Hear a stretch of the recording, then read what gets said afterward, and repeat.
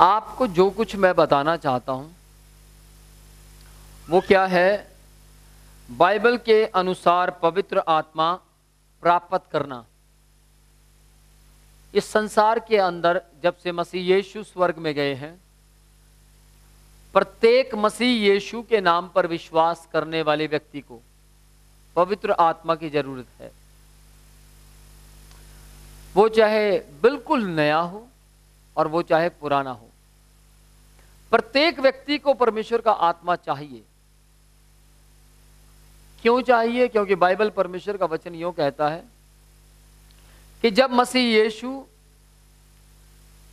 स्वर्ग में उठाए जाने पर थे, तब प्रभु यीशु ने क्या कहा? चेलों से कहा, मैं तुम्हें अनाथ नहीं छोड़ूंगा। क्योंकि मसीह यीशु को मालूम था कि यदि मैं इनके पास से चला गया तो इनकी अगुवाई करने वाला और कोई भी नहीं है। यदि मैं इनके पास से चला गया तो इनकी अगुवाई करने वाला और कोई नहीं है। इसलिए मसीह यीशु ने वायदा किया। क्या वायदा किया? मैं तुम्हें अनाथ ना छोड़ूंगा, परंतु एक सहायक अर्थात पवित्र आत्मा मैं तुम्हें दूंगा। समझ रहे हैं? हम ध्यान से सुना। इस वक्त शैतान आपके दिमाग को हिलाने की कोशिश करेगा, आपके विचारों को, आपके सोचने की शक्ति को कमजोर करने की कोशिश करेगा, ताकि आप उस सहायक को जो हमें प्रार्थना करना सिखाता है, आहें भर भर कर बाइबल को उठाकर सुसमाचार प्रचार करना सिखाता है, हम उसके बारे में सीख रहे हैं।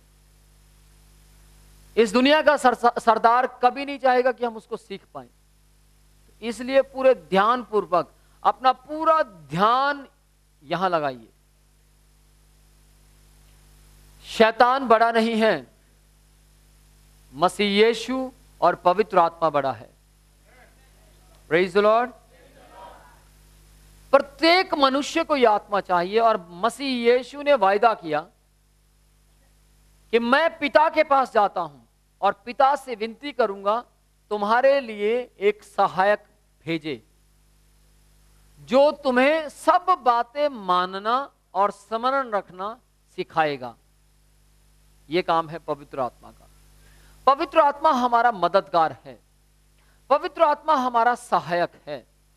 बहुत से लोग कंफ्यूज हैं कि क्या पवित्र आत्मा और अन्य भाषा एक ही है?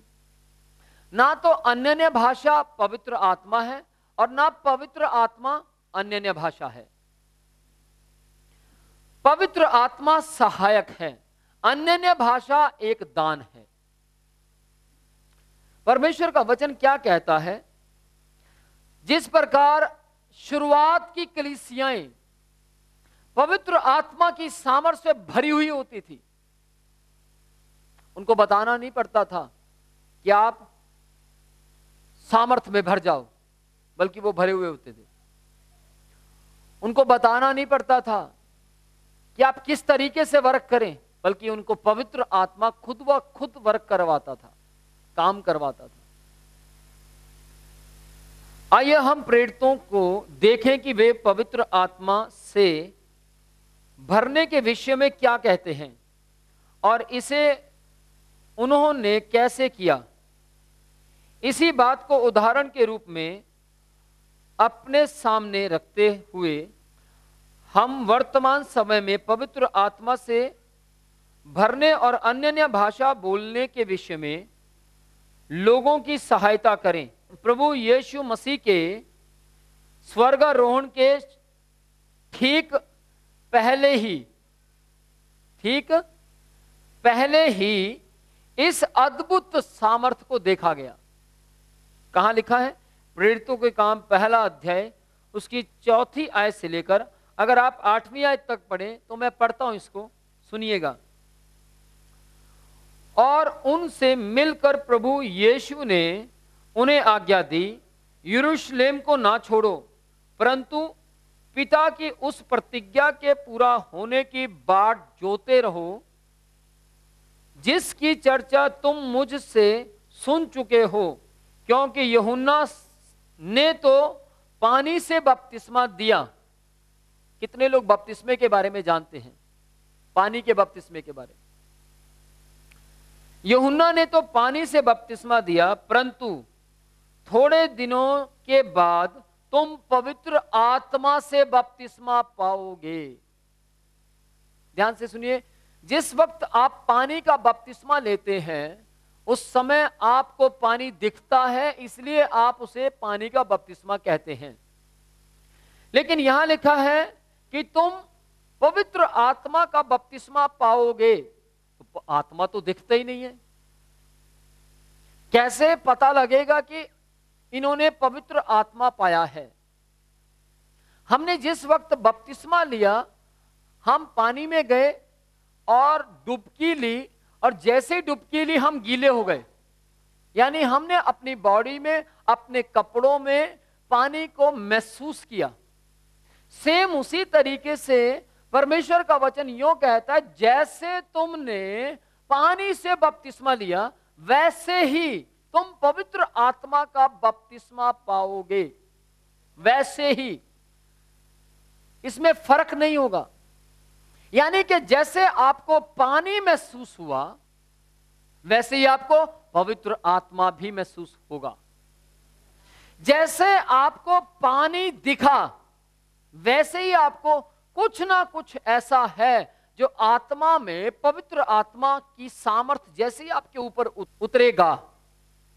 ध्यान से सुनिएगा, पवित्र आत्मा, जैसे आपने बपतिस्मा लिया, पानी को महसूस किया, वैसे ही आप, पवित्र आत्मा जब आपके ऊपर उतरेगा, कुछ ना कुछ ऐसा होगा जैसे आप कह पाएंगे कि मेरे पास पवित्र आत्मा है। Praise the Lord. प्रेरितों के काम 2 अध्याय उसकी पहली आयत से लेकर 4 आयत तक अगर हम पढ़ें तो वहां पर बड़े स्पष्ट शब्दों में इसको क्लियर करता है कि जब पवित्र आत्मा उतरा तब क्या दिखाई दिया। जब पवित्र आत्मा उतरा तब क्या लोगों को वहां महसूस हुआ, हम पढ़ेंगे।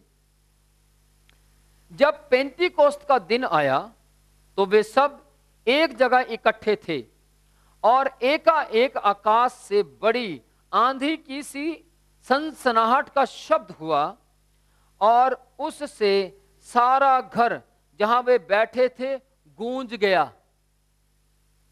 पूरा घर गूंज गया। यानी कि कोई सामर्थ थी जो वहां बैठे हुए लोगों को महसूस हो रही थी। सनसनाहट की सामर्थ लोगों को महसूस हो रही थी। यहां इसीलिए लिखा है क्योंकि वहां दिखाई दे रहा था। आगे पढ़ेंगे। और उन्हें आग की सी जीभें फटती हुई दिखाई दी। पवित्र शास्त्र, परमेश्वर का वचन, अगर आप मरकुस 9वां अध्याय उसकी 49 आयत पढ़ते हैं तो वहां यूं लिखा है कि मैं तुम्हें आग से नमकीन करूंगा। आग से नमकीन करने का मतलब है पवित्र आत्मा की सामर्थ में आग पाई जाती है। यहां क्या लिखा है? उन सब को वहां आग की लपटें दिखाई दे रही थी। यहां लिखा है, फिर से पढ़ेंगे।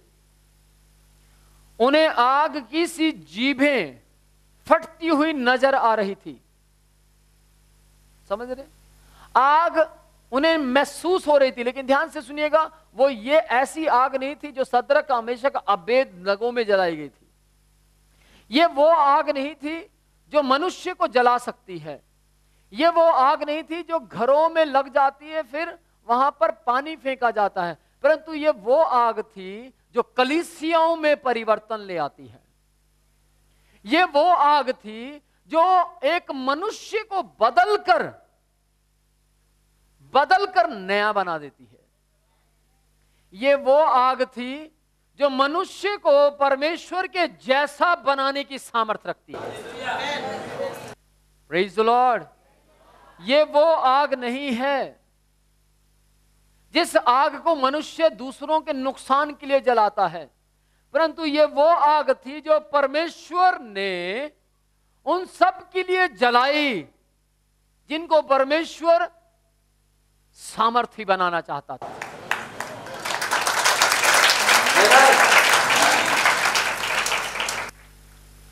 बहुत से लोगों के सवाल हैं इन चीजों के ऊपर।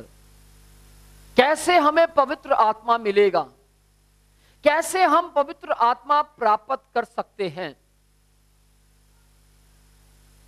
इन समयों में जैसे जैसे हम इन वचनों को पढ़ेंगे, इन समयों में हम सीखेंगे कि कैसे हम पवित्र आत्मा को परमेश्वर से प्राप्त कर सकते हैं। Praise the Lord. आगे पढ़ेंगे। और उनमें से हर एक पर आग ठहरी। आग की जीभ जो फट रही थी, जो लपटें लगी हुई थी, वो एक एक मनुष्य पर आकर ठहर गई। यानी वो आग दिखाई दे रही थी। हालेलुया। वो आग ऐसी थी जो दिखाई दे रही थी लेकिन नुकसान नहीं पहुंचा रही थी। वो आग ऐसी थी जिस आग को उनके ऊपर उतरते हुए लोगों ने देखा। और वो कहते हैं ना, एक आग हर दिल में हमको जलाना है। आग जलानी है। Praise the Lord. और मसीह यीशु ने भी धरती से स्वर्ग में जाकर पिता से विनती की और पवित्र आत्मा यानी जो आग से नमकीन करता है, जो मनुष्य के अंदर एक ऐसी आग लगा सकता है जिससे कलीसियों में जागृति उतर आए।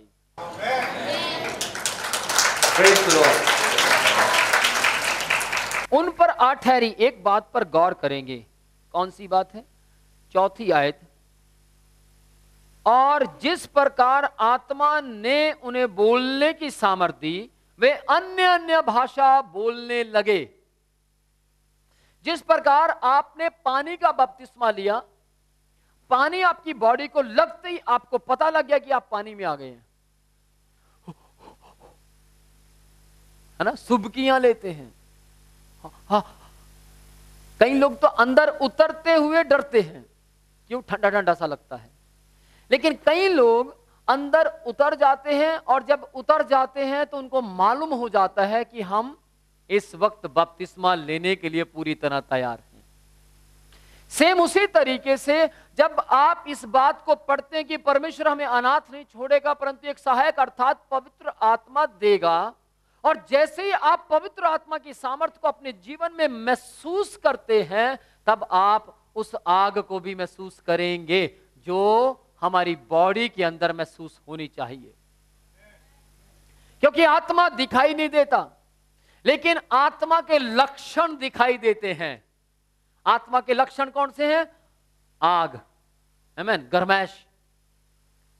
आपने सुना होगा, बहुत से लोग कहते हैं कि जिस वक्त आपने हाथ रखा मेरी पूरी बॉडी तपनी शुरू हो गई। आपने सुना होगा कि जिस वक्त मैं प्रार्थना कर रहा था और मैं प्रार्थना करता रहा तो मैं सिर से लेकर पैरों तक गरमाइश में आ गया। इसका मतलब यह है कि वो व्यक्ति पवित्र आत्मा की सामर्थ को, जो उस समय प्रेरितों के काम दूसरे अध्याय पहली आयत से लेकर चौथी आयत तक उतरा था, उसी सामर्थ को हम भी महसूस करने की शक्ति रखते हैं। आमीन। लेकिन यह बिना अनुग्रह के नहीं हो सकता, मसीह के बिना अनुग्रह के नहीं हो सकता। ध्यान से सुनिएगा, यहां बहुत अच्छा लिखा है कि वे अन्य अन्य भाषा जैसा उनको मिला था, जैसे कहता है जिस प्रकार आत्मा में उन्हें बोलने की सामर्थ मिली। किसने दी बोलने की सामर्थ? वही पवित्र आत्मा जो मनुष्य के ऊपर उतरा, उसने उन्हें बोलने की सामर्थ दी। हालेलुया। यानी पवित्र आत्मा ही हमें बोलने की सामर्थ देता है। कौन सी बोलने की? हालेलुया बोलने की नहीं। प्रेज द लॉर्ड बोलने वाली बात नहीं यहां कर रहे हैं, या कोई और बात यहां नहीं की जा रही है, बल्कि अन्य अन्य भाषा बोलने की सामर्थ मिली। Praise the Lord. अन्य अन्य भाषा बोलने लगे। मैं आपको बताना चाहता हूं, मुझे अन्य अन्य भाषा के बारे में कुछ भी नहीं पता था, मैंने कभी उसकी क्लास अटेंड नहीं की थी, लेकिन बाइबल में कई बार अन्य अन्य भाषा के बारे में पढ़ा था। मैंने कभी मसीह यीशु से प्रार्थना कर कर यह भी नहीं कहा कि प्रभु मुझे आप अन्य अन्य भाषा का दान दे दीजिए। लेकिन क्या हुआ, आप सबको मालूम है कि मेरा बड़ा विरोध होता था घर में, और मैं छिपकर प्रार्थना किया करता था। मैं वॉशरूम के अंदर हर बार की तरह जैसे मैं करता था प्रार्थना, आप सब मेरी गवाही जैसे कि YouTube पर आप सुन चुके हैं, मैं थोड़ा सा बताऊंगा कि मैं वॉशरूम के अंदर प्रार्थना कर रहा था। जिस दिन मैं प्रार्थना करते हुए पकड़ा गया, उस दिन जब मैं प्रार्थना कर रहा था तो मैं लगातार अपनी रूटीन के मुताबिक प्रार्थना कर रहा था, और मुझे नहीं मालूम अन्य अन्य भाषा किसको कहते हैं, लेकिन मैं प्रार्थना करता जा रहा था और मुझे नहीं पता था कि मैं परमेश्वर से जो मांग रहा हूं उसके अपोजिट भी परमेश्वर देने की सामर्थ्य रखता है। मैं तो कुछ और परमेश्वर से मांग रहा था, क्योंकि उस वक्त मैं जो मांग रहा था मुझे अच्छी तरह याद है। मैं क्या मांग रहा था? मैं परमेश्वर से कह रहा था, प्रभु मेरे परिवार को बदल दे, प्रभु मैं ये सतावट कब तक सहता रहूंगा। ये मैं परमेश्वर से मांग रहा था कि परमेश्वर बस आप मेरे परिवार को बदल दीजिए। लेकिन जैसे जैसे मैं ये बात बोलता रहा, क्या हुआ, अचानक मेरे ऊपर पवित्र आत्मा की सामर्थ्य उतर आई। जैसे ही मेरे ऊपर पवित्र आत्मा की सामर्थ्य उतरी और मैं अलग अलग शब्दों में प्रार्थना करने लगा, अन्य अन्य भाषा बोलने लगा। अब मैं अन्य अन्य भाषा बोलने लगा, मुझे नहीं पता था वो क्या शब्द है, क्योंकि उस समय मैं पूरा पर खोया हुआ था। मैं अन्य अन्य भाषा में प्रार्थना करता रहा, प्रार्थना करता रहा, प्रार्थना करता रहा, और एक समय आया कि मेरा बड़ा भाई वॉशरूम के लिए आया और तब उसने सुना कि मैं कुछ बोल रहा हूं। वो वापस मुड़ा और जाकर मेरी मां को बोलता है, मम्मा आप लोग बोलते हैं कि विनोद ठीक हो गया है, वो तो और ज्यादा पागल हो गया है। उन्होंने बोला वो कैसे? वो देखो वॉशरूम में पता नहीं क्या बुड़बुड़ाए जा रहा है। क्यों? क्योंकि वो किसी को समझ नहीं आ रही थी जो भाषा मैं बोल रहा था। मुझे जिस वक्त मैं बाहर आया तब उनसे पता लगा कि मैं कुछ और ही बातचीत कर रहा था, कुछ और ही बोल रहा था। मेरी बात ध्यान से सुनिएगा, मैं एक ऐसा व्यक्ति हूं जिसको पता ही नहीं था कि अन्य भाषा क्या होती है, जिसने क्लास ही अटेंड नहीं की थी, लेकिन फिर भी उस परमेश्वर ने मुझे अन्य भाषा बोलने की सामर्थ्य दी।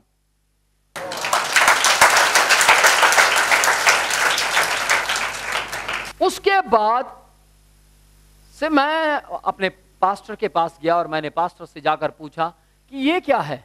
तब उन्होंने बोला, अरे ये तो अन्य भाषा है, ये कैसे मिलती है? उन्होंने बोला ये परमेश्वर जिसको चाहे उसको देता है।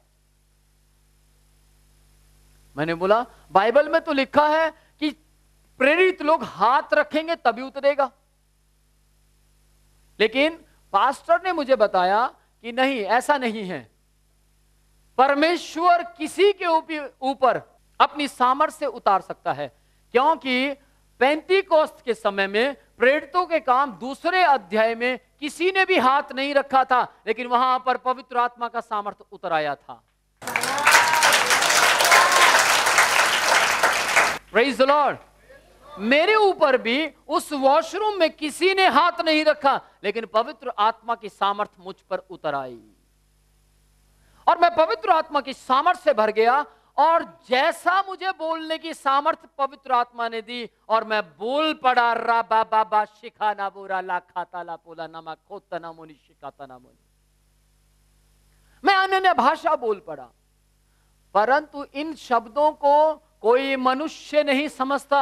बाइबल यूं कहती है 14वें अध्याय में, कुरिन्थियों के पहला कुरिन्थियों 14 अध्याय की दूसरी आयत में लिखा है, जो व्यक्ति अन्य भाषा में प्रार्थना करता है वो मनुष्य से नहीं परंतु परमेश्वर से गुप्त में होकर बातचीत करता है।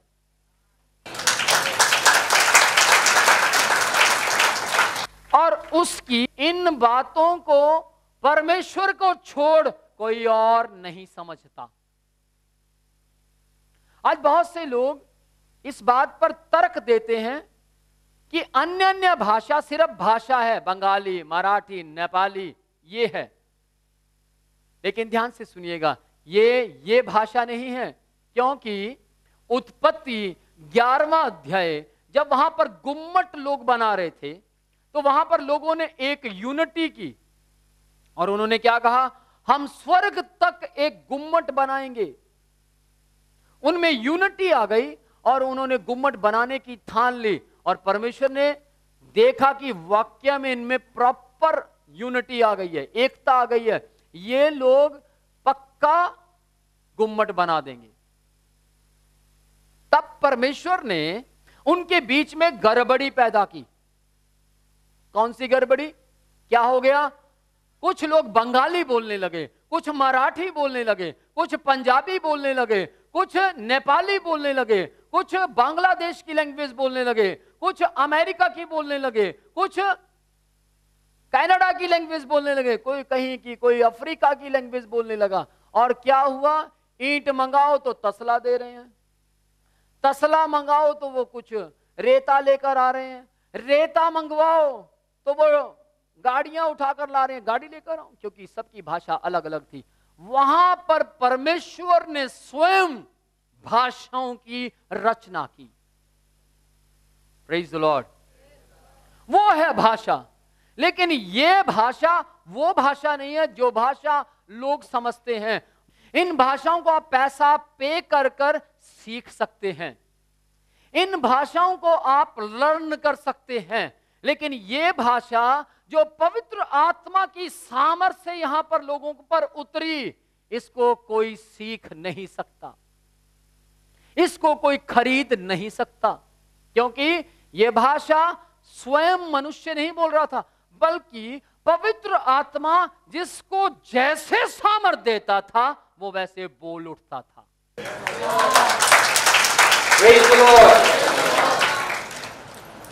इसी के अंदर अगर आप प्रेरितों के काम 2 अध्याय, बहुत से लोग इसको भाषा कहते हैं, बहुत से लोग कहते हैं नहीं जी ये भाषा है। मेरी बात ध्यान से सुनिएगा, जिन लोगों के पास अन्य भाषा का दान नहीं है वो इन बातों पर विश्वास नहीं करते, या फिर बहुत से लोग विश्वास नहीं करते, वो ये कहते हैं कि अन्य भाषा जो है वो परमेश्वर नहीं देता।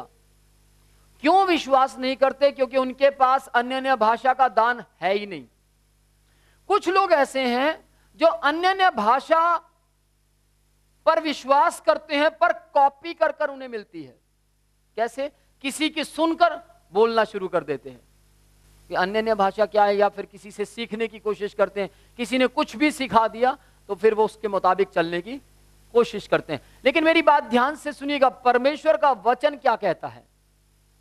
अब यहां पर प्रेरितों के काम 2 अध्याय, उसके अंदर कुछ लोगों ने क्या कहा कि ये अन्य भाषा जो है ये सिर्फ भाषा है। क्यों भाषा है? क्योंकि सब लोग अपनी अपनी भाषा सबको सुनाई दे रही थी। यहूदियों को अपनी सुनाई दे रही थी, हाँ? पार्थी जो थे वहां पार्थियों को अपनी भाषा सुनाई दे रही थी, और उन्होंने क्या कहा, क्या ये हमारी ही भाषा नहीं बोल रहे? क्या ये वो भाषा नहीं बोल रहे जो हमारी जन्मभूमि की भाषा है? पढ़ेंगे प्रेरितों के काम 2 अध्याय, उसकी अगर आप प्रेरितों के काम 2 अध्याय उसकी पहली आयत से लेकर अगर आप 11 आयत तक पढ़ें तो आप कंफ्यूज हो जाएंगे, कंफ्यूज हो जाएंगे, और आप ये कहेंगे नहीं नहीं वाक्य में ये तो भाषा है। देखिए मैं पढ़ता हूं। वे सब चकित हुए, 7वीं आयत 2 की 7, वे सब चकित हुए और अचंभित होकर कहने लगे, देखो ये जो बोल रहे हैं क्या सब गलीली नहीं? है ना, जिवें आप कहते हैं क्या ये मैनू लगता यार पंजाबी तो नहीं है, किथे भाषा साडे नाल मैच कर दी है। तो कहते भाई क्या ये गलीली नहीं? तो फिर क्यों हम में से हर एक अपने अपने जन्म की भाषा सुनता है? हम जो पार्थी हैं, यानी पार्थी अलग अलग तरह के लोग वहां बैठे थे, और बाइबल यूं कहती है जब पेंतीकोस्त के समय पवित्र आत्मा वहां पर उतरा तब बहुत सब जगह के भक्त लोग वहां पर आकर बैठे हुए थे, सब भक्त लोग वहां पर थे, प्रार्थना करने वाले लोग वहां थे, आराधना करने वाले लोग वहां थे, वहां उपस्थित थे वो लोग। परमेश्वर का वचन यह कहता है वहां पर लोग कंफ्यूज हो गए। हम कहां लिखा है? प्रेरितों के काम 2 अध्याय उसकी 13वीं आयत में प्रॉपर क्लियर करता है कि ये जितने बंदे थे ये सबको भाषा सुनाई नहीं दे रही थी। मतलब भाषा सुनाई दे रही थी, गलीली लग रही थी, लेकिन समझ नहीं आ रहा था। कहां लिखा है? 12 से पढ़ेंगे, 12 से पढ़ेंगे, 12 से पढ़िए, इंग्लिश में पढ़ो। अच्छा, हाँ,